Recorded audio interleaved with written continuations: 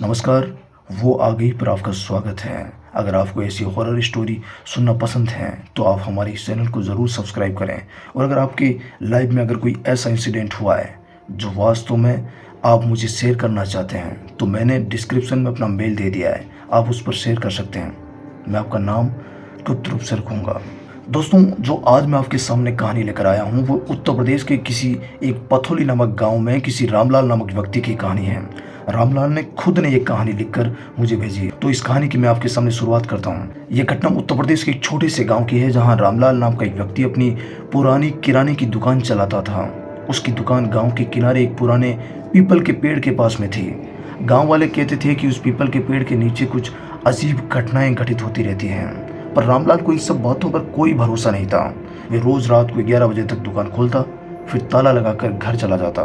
पर एक रात कुछ ऐसा हुआ जिससे उसकी पूरी जिंदगी बदल गई। एक रात रामलाल दुकान बंद करने की तैयारी कर रहा था कि तभी कोई दरवाजे पर आया। दरवाजे के बाहर एक औरत खड़ी थी। उसका चेहरा घूंघट से ढका हुआ था। वे एकदम सफेद कपड़ों में थी। उसकी आंखें अजीब सी चमक रही थी। औरत ने धीमी आवाज में कहा, भैया थोड़ा गेहूं का आटा और तेल चाहिए। रामलाल को थोड़ा अजीब तो लगा, क्योंकि गांव में कोई भी इतनी रात को सामान लेने के लिए नहीं आता था, पर ग्राहक को मना करना उसे अच्छा नहीं लगा। वे दुकान के अंदर गया और गेहूं का आटा और तेल निकालने लगा। लेकिन जब वे वापस मुड़ा तो उसकी रूह कांप गई। वे औरत जो अब तक दुकान के बाहर खड़ी थी वो अंदर आ गई थी।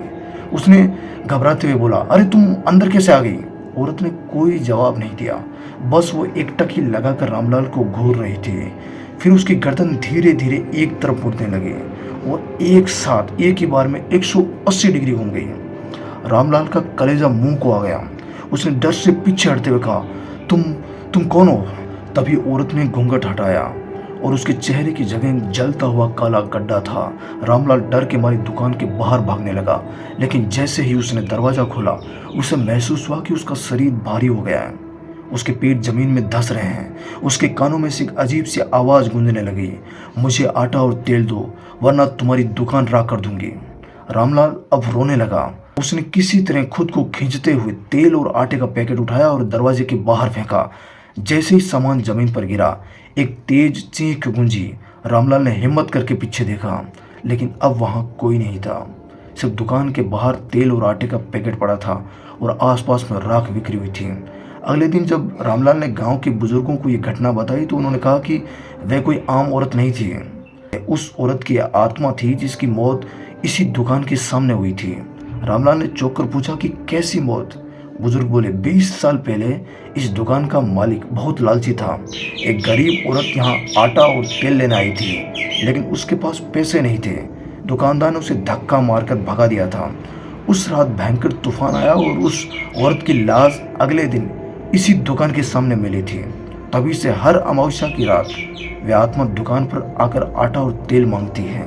उस दिन के बाद रामलाल ने अपनी लाइफ में एक नियम बना लिया।